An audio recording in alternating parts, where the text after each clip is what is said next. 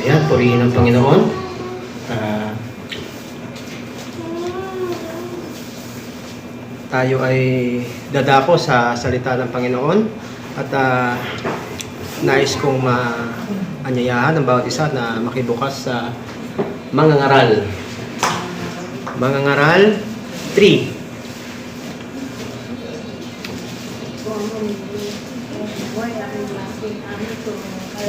So, dadako tayo sa verse 9 hanggang 11. Ano ba ang sabi po ni Haring Solomon sa verse 9 to 11?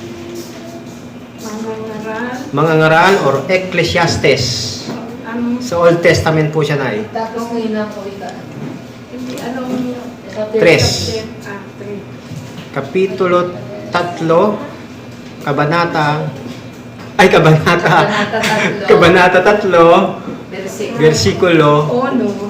versikulo siyam. Chapter 3, verse 9 to 11. Versikulo siyam hanggang Alain tayo. 11. Pasuyo naman ako ng electric fan. Init. Ako'y kinakabahan. Kasi umiikot po ito. Nakastarlight. So, ayan talagang gabayan tayo. Tayo ay panandaliang dumulog sa ating Diyos na manalangin. O dakilang Diyos, Ama naming pinakamakapangyarihan sa lahat. Lord, we thank you, Father God, sa gabing ito, Panginoon.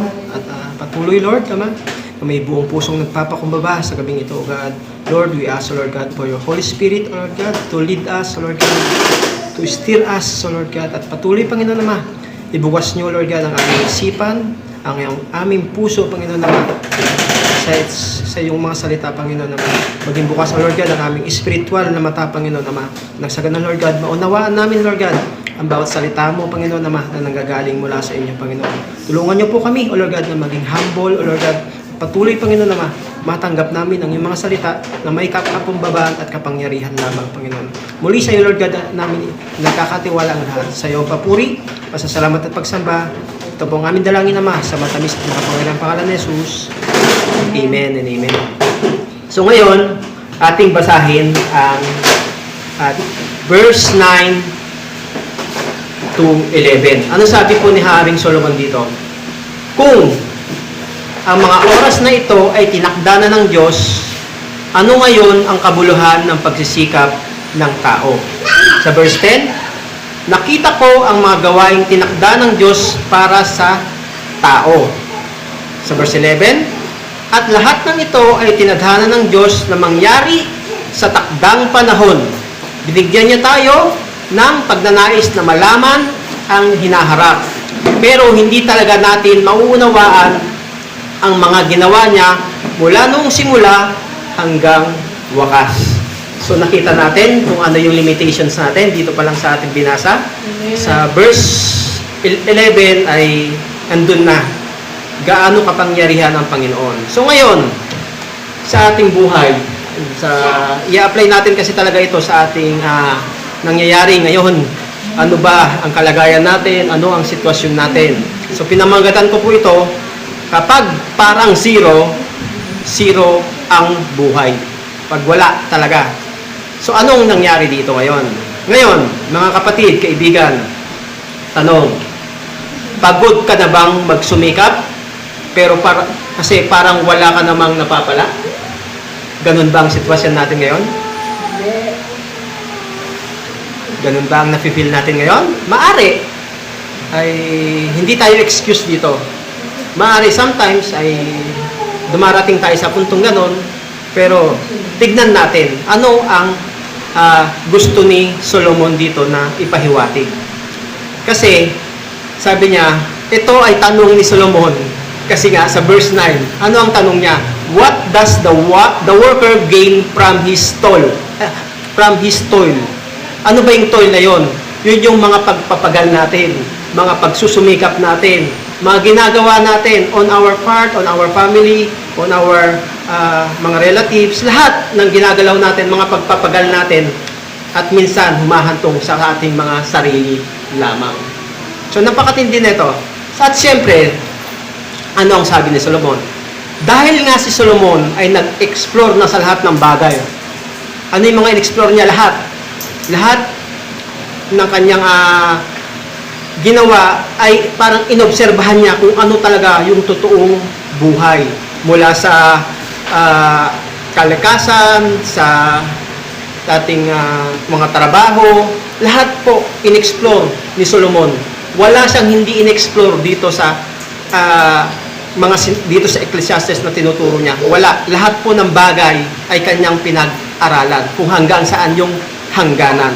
So ngayon, kaya niya natanong, what does the worker gain from his toil? Ibig sabihin yung mga pagpapagal natin, yung mga pinaghihirapan natin.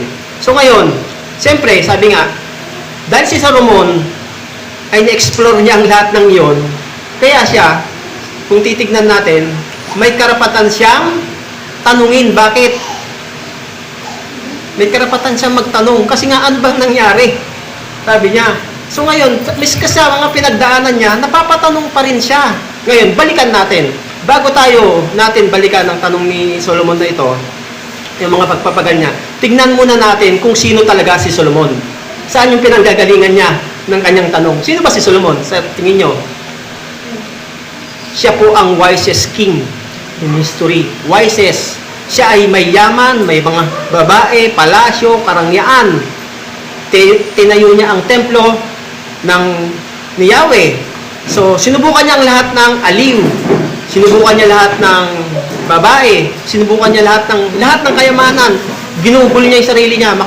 Makalikom lang siya ng kayamanan. Ginugol niya rin yung sarili niya sa mga trabaho. So, lahat sinubukan po niya huli. Sinubukan niya po lahat. Pero ano sabi niya sa huli? Anong sabi niya sa huli? Everything was meaningless. So yung mga pagsisikap natin na ito, mga pinaggagawa natin, everything is meaningless. So ibig sabihin, ang pinaggagawa pala natin dito sa buhay, unless for the Lord, ay meaningless. Sa totoo lang po. Ngayon, bakit niya nasabi yan? Kasi nga, iiwan naman natin kasi lahat eh. Wala tayong dadalhin, maski kayamanan natin, maski mag-imbak tayo ng isang katerbang pera, hindi natin madadala. Di ba? Kaya nga, meaningless, ibig sabihin, chasing after the wind, parang bula, parang hangin, na hindi mo makikita. Ganun lang po ang buhay natin. Ngayon, so ang pinaka-conclusion niya dyan, kung wala si Lord, kahit anong galing mo, zero pa rin tayo. Diba? Balik tayo sa umpisa. Kung wala si Lord sa atin. Ngayon, tingnan natin. Meron kasing kontra si Solomon ngayon, si Solomon sa atin ngayon. Kung ano yung kapanahunan natin ngayon na pinagdaraanan, yung sitwasyon, yung natural situation natin ngayon. Ano? Ano ba yung mga aspeto na yan? Andyan yung tagumpay, andyan yung realization, andyan yung response natin. So si Solomon, ang sabi niya, ang nangyari kay Solomon, di ba, yung tagumpay, ano nangyari? Nakamit niya lahat. Pero ang tao, patuloy na naghahabol. Di ba? Yung sa realization naman, walang saysay kung wala si Lord. Yun ang realization niya. Ngayon, tinuturo niya sa atin ngayon. Ngayon, tayong mga tao ngayon, ano nangyari? Konti pa. Baka sumaya pa ako dito. Sige pa, push ko pa to. Kasi parang masasiyahan ako dito. Yun ang tao. Yun yung tao. Ngayon, si Solomon, ano pang yung sa aspect niya na na pag-response. Nung nag-response siya, bumalik siya sa Panginoon. Tayo, ano kaya mangyari sa atin? Lalo tayong naliligaw.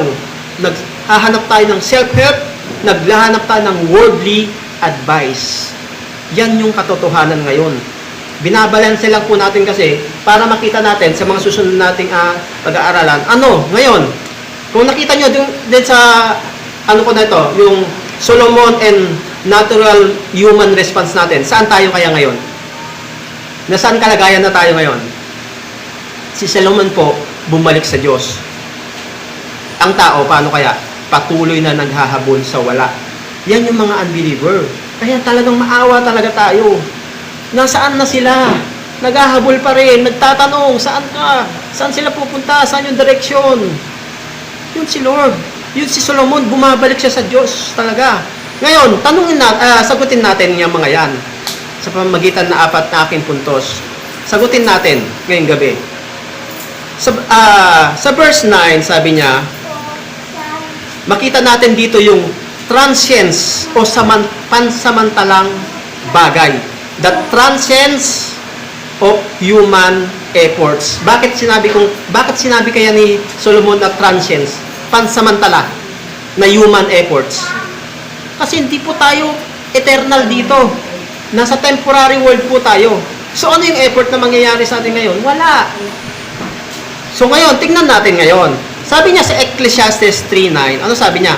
What does the worker gain from his toil? Sabi ko kanina yung toil, yun yung paghahabol natin. Paghahabol natin, naghahabol tayo. Di ba? Yung pagpapagal natin. Yung mga pagpapagal natin, paghahabol natin at pagpapagal. So, ngayon, tignan natin, ano yung, ano niya? So, sinasabi niya dito sa verse 9, kahit sinong tao, di ba? Kapag naabot mo na ang lahat at wala si Lord, take note doon kahit sinong tao, kapag naabot mo na ang lahat at wala si Lord, hindi ka pa rin kontento. That's the reality. Amen? Pa ba tayo? Nagets po ba natin? Amen. Ito pa. Kaya nga yung buhay ni Solomon, ganito yung realization niya. Ganon niya nakita ang totoong buhay. Kasi sinubukan niya lahat. Ngayon, ano ang aral pa dito? Ito po ay nagre-reflect doon sa sinasabi niya ng yung sa vanity, the doctrine of vanity. Ano ba yon? Yung walang kabuluhan. Paski buhay natin, walang kabuluhan. Sa totoo lang, kung wala si Lord sa buhay natin. So ngayon, ika nga, yung life natin apart from God, kung wala si Lord, apart from God, it is ultimately empty. Walang laman. Ganon ang ibig niya sabihin sa verse 9 na yan. So ngayon, tingnan pa natin. Sabi nga sa Psalm 127:1, ano sabi niya? Ano sabi ni David po dito? Unless the Lord builds the house, the builders labor in vain. Walang kabuluhan. Kahit na magtayo ng sandamakmak na bahay, kung wala ang Diyos sa bahay natin, it's all in vain. Wala pong kabuluhan. Sabi sa Tagalog, ano sabi? Kung wala ang tulong ng Panginoon sa pagtayo ng bahay, walang kabuluhan ang pagtatayo nito. Kung wala ang pag-iingat ng Panginoon sa bayan, walang kabuluhan ang pagbabantay dito. Napakalinaw na sinabi ni David, di ba? Ang ating career, ang ating tagumpay, ang ating mga recognition, lahat yan ay walang saysay kung hiwalay tayo sa Panginoon. Amen ba yun? Amen po ba? So wala. Nakikita natin ngayon dito. So ngayon, tayo bilang mananampalataya, bilang mga nabababad po dito sa iglesia natin, tingnan natin paano natin ipanalangin ang ating mga kapatid. Ipanalangin natin ang ating mga kapatid na pagod na sa buhay. Di ba? Pagod na sa buhay na parang wala nang direksyon. At sino ba yung mga kapatid natin? Yung mga wala sa kalooban ng Panginoon. Yun.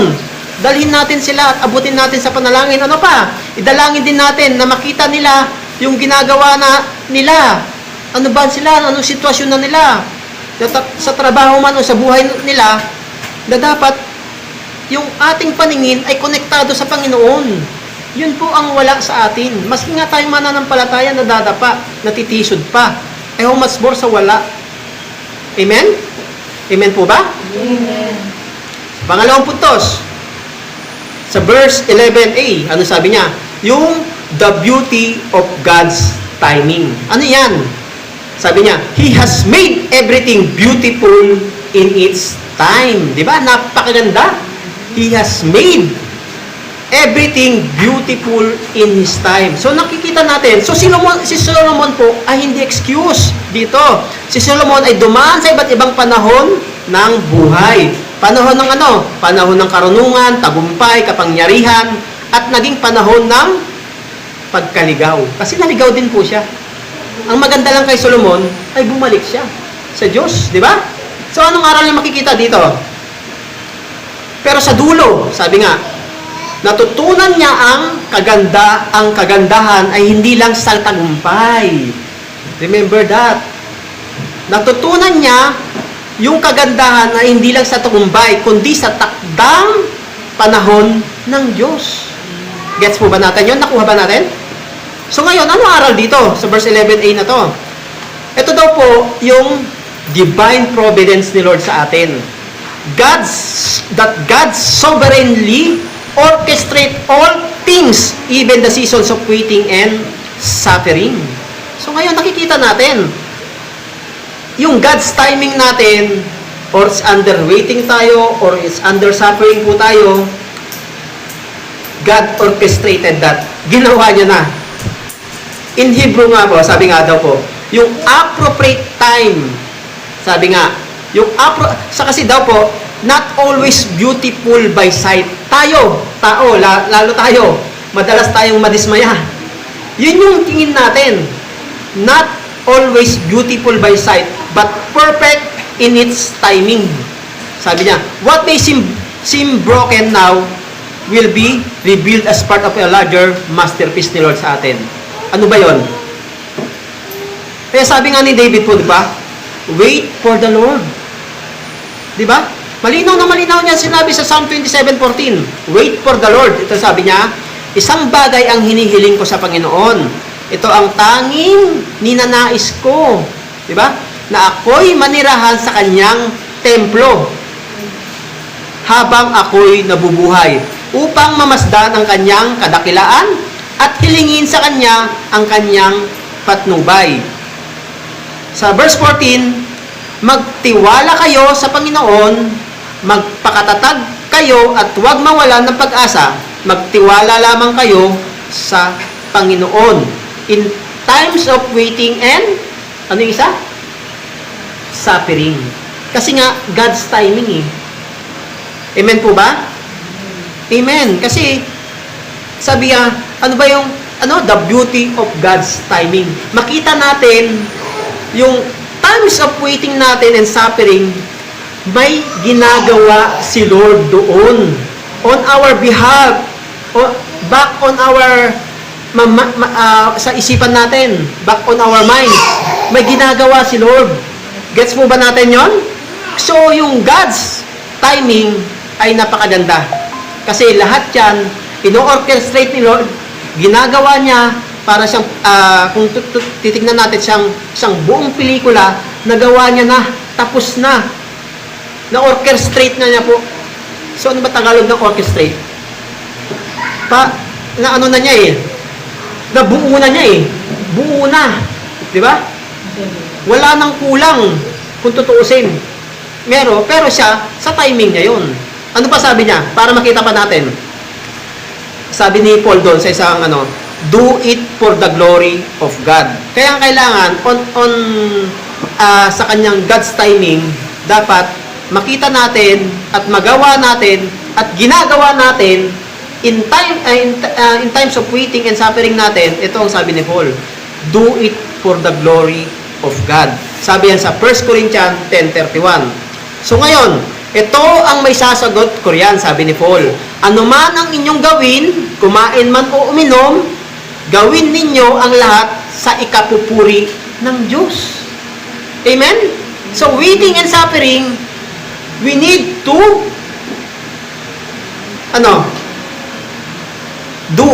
gawin mo lahat yan sa ikapupuri ng Diyos. Malinaw na instruction po sa atin yan. Amen po ba? So ngayon, mayroon po ulit tayong request na panalangin. Ipanalangin natin ang mga nasa waiting season.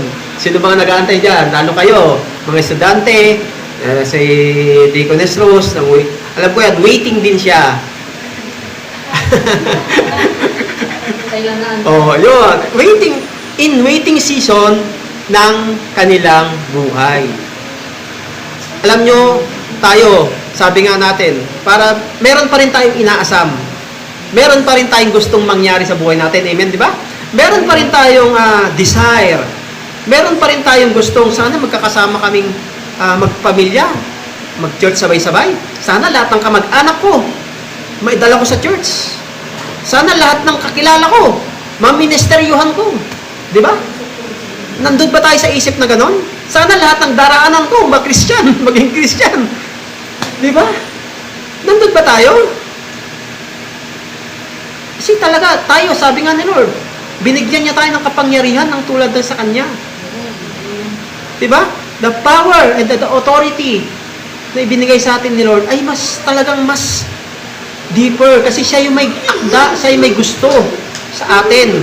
So ngayon, in waiting season natin, hingin natin sa Diyos na bigyan sila ng pananampalatayang magtiwala sa Kanyang tamang panahon. So yung God's timing, it's a beautiful para sa atin, para sa ikabubuti natin, para sa ikakalago natin, para sa ikaka-pruning time natin. Ano ba yung pruning time? Di ba? Napakasarap. Gusto nyo ba yung napupruning kayo? Pinuputol kayo? Gusto nyo ba humantong sa ganun? Putulin pa yung sanga? Wag na po natin antayin yun. Masakit. Masakit kasi nga, waiting in suffering. Nakikita nyo po yung kabaliktaran po doon. Pero dapat, sabi nga, makita pa rin natin, do it for the glory of God lahat. Okay? Amen? Amen po ba? Nagets natin? Nakita natin? Ano yung una nating points kanina? Natandaan nyo ba?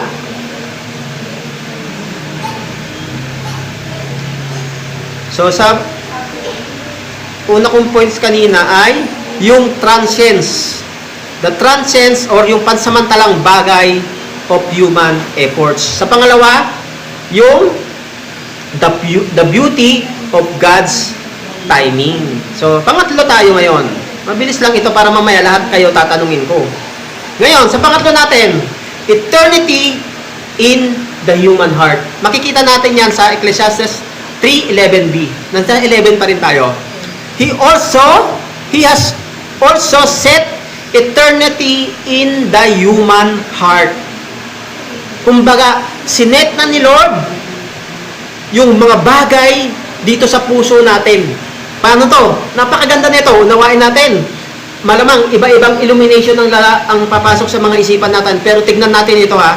Kasi sabi, He has also set eternity in the human heart. Ibig sabihin, si Solomon po, kahit na nasa kanya na ang lahat. Remember doon ha, sabi ko kanina, he is a king. Lahat ng bagay nakuha niya. May hinahanap pa rin siya. Amen? Kasi nga, pinag-aralan niya lahat. Ginawa niyang lahat. Gusto niyang matutunan ng lahat. Ultimo halaman, pagtatanim. Ginawa niya lahat. Basahin niyo po yan sa unang mga chapter. Talagang pinag-aralan niya lahat. Wala siyang iniwan. So ngayon, ano yung tinasabi ko dito ngayon? Eternity in the human heart. Kasi sa Solomon kasi, nasa kanya na ang lahat eh. Bakit? May hinahanap pa rin siya. Bakit? Tayo, may hinahanap pa rin ba tayo? Amen ba? May hinahanap tayo, sigurado ako. Ngayon, tingnan natin, anong sagot dito? Kahit gaano kayaman, katalino, ka-successful, may uhaw pa rin sa puso, sa bawat isa sa atin. Uhaw tayo. Dahil ang tao, ito ang pinakasagot po dyan. Dahil ang tao ay ginawa niya para sa Diyos. Di ba? At tanging siya lang ang makakapuno sa puso natin. Walang iba. Nothing more, nothing else. Si Lord lamang ang pwedeng mag-fill all our emptiness, all our sufferings. Siya lang. Pero emptiness to eh. May hinahanap pa rin siya eh. May kulang. Kumbaga, sa 3/4 na, may kulang pa rin. Solomon na ito. Binigyan ng wisdom na sabi nga, ay wala nang tatalo. Binigyan siya ng wisdom na walang hihigit nung sa nauna at sa mga susunod pa. Remember that. Yun yung pangako ni Lord sa kanya. Pero anong nangyari? Ano ang conclusion niya? Naghanap pa rin siya. Kinulang pa rin siya. Sana wag tayong ganun. Kasi lahat po ay pupunuan ni Lord. Amen po ba? Amen. So this points po, sabi nga that we are created in the image of God with a soul that longs for eternity. Ito yung pinakamahalaga. Binigyan niya tayo ni Lord ng soul, yung ating espiritu, na maglong tayo dun sa eternal na bagay. Dun po sa eternal na patutunguhan pa natin. Meron po pa tayo nun? Meron po ba tayo? Parang ayaw nyo. Ayaw nyo sa eternity? Meron tayo. Siyempre, dapat, yun yung desire. Ultimate desire natin yan eh. Di ba? Yun yung binigay. Alalahanin nyo po yan ha. Kaya tayo, sabihin nyo kinukulang tayo, hindi kasi yun ang hinahanap natin eh. Yun yung eternity na tanging Lord lang makapagbigay. Di ba? Ang puso ng tao, kaya kinakapos. Kaya, feeling niya, lagi na lang akong kapos, lagi na lang akong kulang, may pagkukulang ako. Kasi wala dun sa puso niya, yung eternity. Wala dun sa desire niya. Pero si Solomon, bumalik siya kay Lord, di ba? Yun yung pinakamahalaga dito. Only God can satisfy the human longing for permanence. Para sa walang hanggan. Permanente. Di ba po? Peace and purpose. So si Lord lang po ang pwedeng makapag-satisfy nun ng ating peace and purpose sa buhay. Amen po ba? Kaya, napakagandang balikan ang sabi ni Mark. Ano sabi ni Mark? Sa 8:36, tingnan ninyo. Sa Mark 8:36, ano bang sabi niya? What good is it to gain the whole world but lose your soul? Kaya nga, ano ba ang mapapala ng isang tao kung mapasakan niya man ang lahat ng bagay sa mundo, pero mapapahamak naman na niya ang kaluluwa niya? Walang silbi. Kaya nga, mapahamak. Kunin mo man ang lahat ng nais mo dito sa mundo, pero sabi niya, mapapahamak naman ang kaluluwa mo. Wag na lang. Di bali na lang. Amen po ba? Kasi ang sabi ni Agustin, di ba, sabi pa nga ni Agustin, you have made us for yourself, O Lord. So, ibig sabihin, nilikha tayo ni Lord para sa Kanya. For His glory lamang. That we are created by God para sa Kanyang purpose. Para sa Kanya. We are created. Yun po ang tandaan natin. Kaya ngayon, ano pa? Ano pang hinahanap natin? Di ba po? Tingnan natin. That yung whole duty po natin ay para kay Lord. Yun pala yun. Amen? Kaya dapat ngayon, we, as believers, ipanalangin natin ang mga taong pilit pinupunan ang kakulangan sa kanilang puso sa pamamagitan ng mga material na bagay, aliw at tagumpay. Di ba? Ang sakit eh. Ang sakit. Maramdaman mo, nako. Praying talaga sa mga natin, nakakasalamuha talaga natin. Kasi hindi nila alam, hindi nila nakikita. Mas gusto pa nila, pilit nila, ito yung masakit dito, pilit nilang pinupunan ang kakulangan sa kanilang puso sa pamamagitan ng material na bagay. Doon po, yun ang hinahanap nila. Tayo, manalangin lang tayo, lumuhod lang tayo. Meron na tayong kapayapaan, katiwasayan at kapahingahan agad.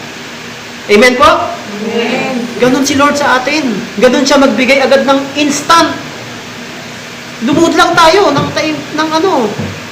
manalangin lang tayo. Amen? Napakasarap po na merong nilalagay si Lord sa atin dito sa puso natin. Siya lang po kasi ang talagang makakapagpuno nun, na yun. So ngayon po, sa pang-apat, the incomprehensibility of God's work. Ibig sabihin yan, makikita natin yan sa 3:11c. Ano yung sabi niyan?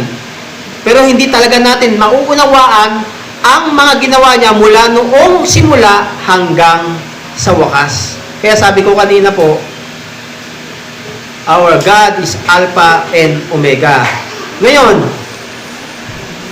dito po, sa parteng ito, inaamin po ni Solomon.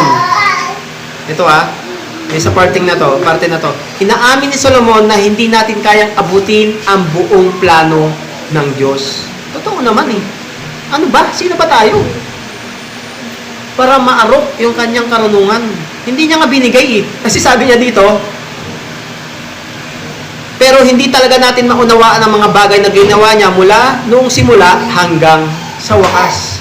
This is incomprehensibility of God's work. Inaamin niya. Pero sabi niya, pero habang hindi natin nauunawaan ang kanyang mga hakbang ni Lord, pwede tayong magtiwala sa Kanya. Amen po ba?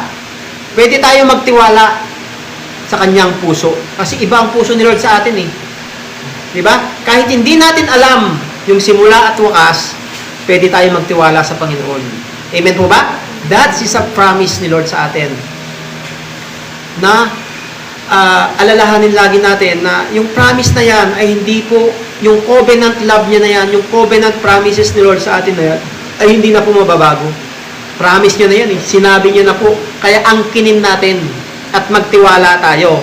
So, kung inamin ni Solomon, sino pa ba tayo? Diba? Kaya ang aral dito, this teaches us the doctrine of mystery. Yung that we cannot fully comprehend. Ano ba yung fully comprehend na yan na sinasabi mo? Ano yun ba? That we cannot fully comprehend. Hindi natin kayang intindihin ang plano ng Diyos. Yun yung limitations natin. Yun yung sinasabi ko kanina sa prayer pa lang natin. Yung limitations natin, may limitations po tayo sa ating karunungan, kalakasan, at buhay. We are limited. Diba? Pero si Lord, unlimited lahat yan. Amen? Pero sabi nga niya, but we can fully trust His heart. Iba ang puso ni Lord sa atin. Nakikita niya tayo. Ano man ang sitwasyon natin. Ano man ang kalagayan natin. Ano man ang pinagdaraanan natin. Mahirap man. In waiting or suffering. Alam ni Lord. Kasi nga, alam niya ang simula at wakas sa atin, sa buhay natin. Amen? Amen. So ngayon, sabi nga po, faith does not mean full understanding. It means that full surrender to a trustworthy God. Yun yung faith natin. Diba? Ulitin ko. Faith does not mean full understanding sa atin. Yung faith natin, hindi pa natin naunawaan talaga. Faith natin. Pero, kailangan, it means full surrender to a trustworthy God. Diba? Ang pananampalataya ay hindi nangangahulugang kailangan mong maintindihan ang lahat. Bagkus, kundi ang buong pusong pagsuko natin sa Diyos na mapagkakatiwalaan. Yun yung bagay na yun. Yun yung gusto niyang i-emphasize ni Solomon dito sa atin. Yung buong puso nating pagsuko na ang Diyos ay sobrang mapagkakatiwalaan. Kaya nga sabi po ni Propeta Isaias, ano sabi niya? Ano sabi ni Isaias dito? Napakaganda rin to. This is part lagi ng aking prayer sa daily prayer ko. Kaya nga po sabi ni Propeta Isaias, sabi niya, my thoughts are not your thoughts. So ibig sabihin niya, sinasabi po ni Isaias dito, sinabi ng Panginoon, ang pag-iisip ko ay hindi katulad ng pag-iisip ninyo. At ang pamamaraan ko ay hindi katulad ng pamamaraan ninyo. My thoughts, sabi ni Lord, are not the same with you. Napakalinaw. So, yung simula at wakas natin, hindi talaga natin saklaw. Hindi pa sinabi ni Lord.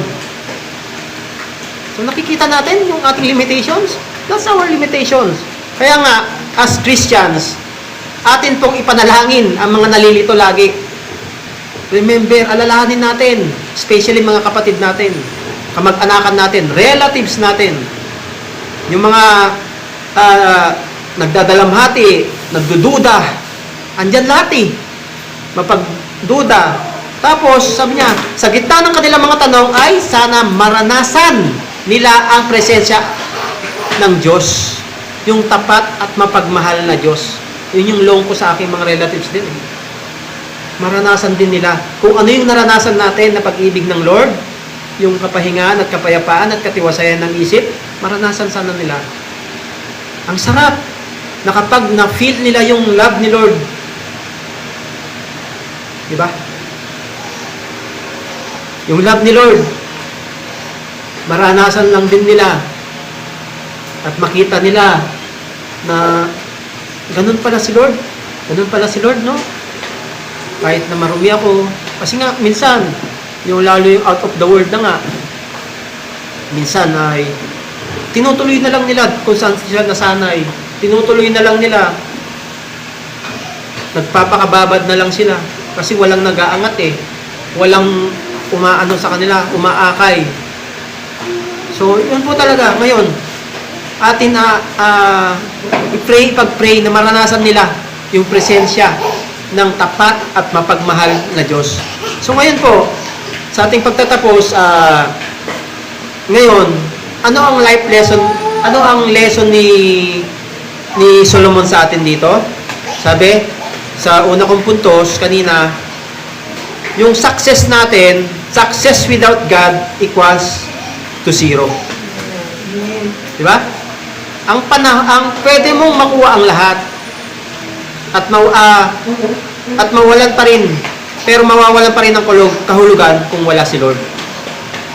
Kaya natin naman i-achieve pero wala naman si Lord. Zero. Sa pangalawa, waiting is not wasted when it's in God's time. Sabi niya, ang panahon ni Lord ay hindi laging mabilis. Kasi nga, yung time ni Lord ay iba dun sa time natin. Di ba? Iba po ang timing ni Lord sa atin. Kaya nga yung the beauty of God's timing kanina dito, doon sa pangalawang puntos ko, makita natin. Amen? Napakasarap lang isipin, iba ang timing ni Lord. Pero, itong tatandaan nyo, kaibigan kapatid, si Lord ay laging tama. When it's time of waiting and suffering, tama pa rin si Lord. Huwag natin sisihin ang sarili natin. Minsan yung sarili na natin sinisisi natin Nag-ano tayo ng suffering, pero sarili natin yung sinisisi natin. It's God's timing. It's God's perfect plan. Diba? Sa pangatlo, tingnan natin. Only God can satisfy your eternal longing. Amen po ba tayo dito? So, may uhaw sa puso natin, may uhaw sa bawat puso ng tao, may uhaw sa puso ng bawat tao na Diyos lang ang makakapuno. Tanging si Lord, walang iba. Yung emptiness natin, kakulangan natin, sa iba natin hinahanap, wag po. Surrender it to God. Commit it to God. Back to God. Amen? Amen. Sa pangapat, napuntos ko kanina, you don't have to understand everything. Kasi siya ang simula at wakas. Just trust lang.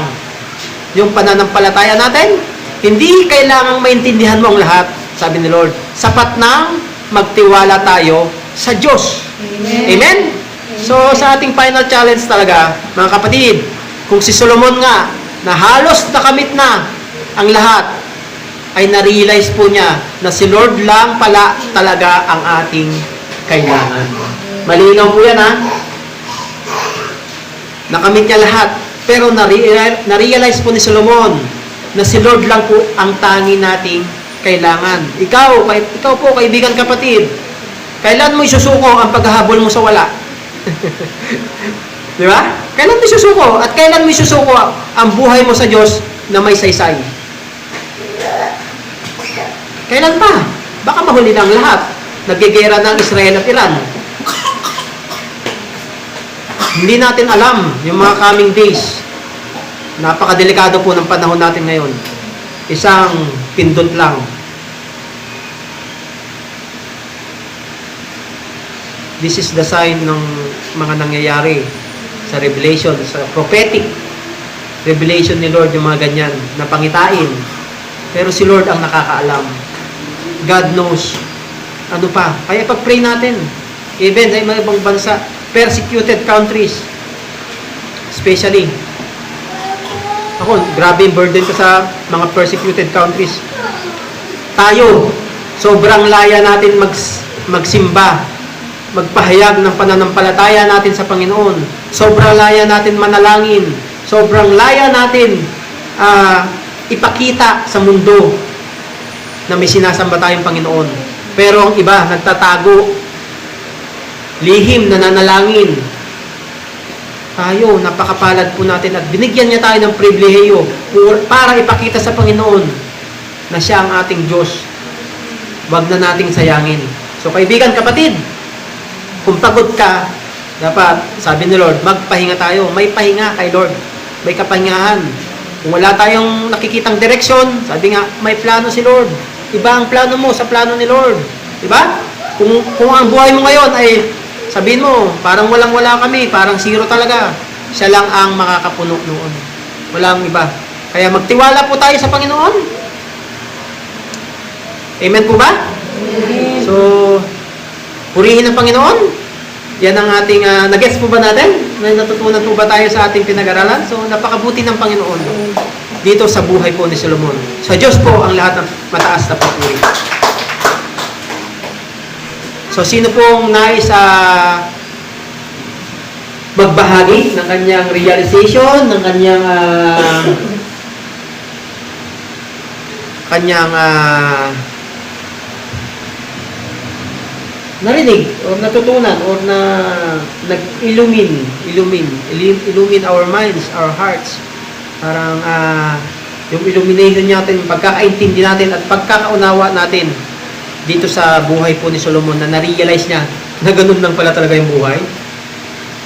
This is the, etong chapter 3 na to ay, yung may kanya-kanyang oras sa lahat ng bagay. Sa lahat ng oras ang lahat. Sa kamatayan, kasiyahan, andun lahat po dito.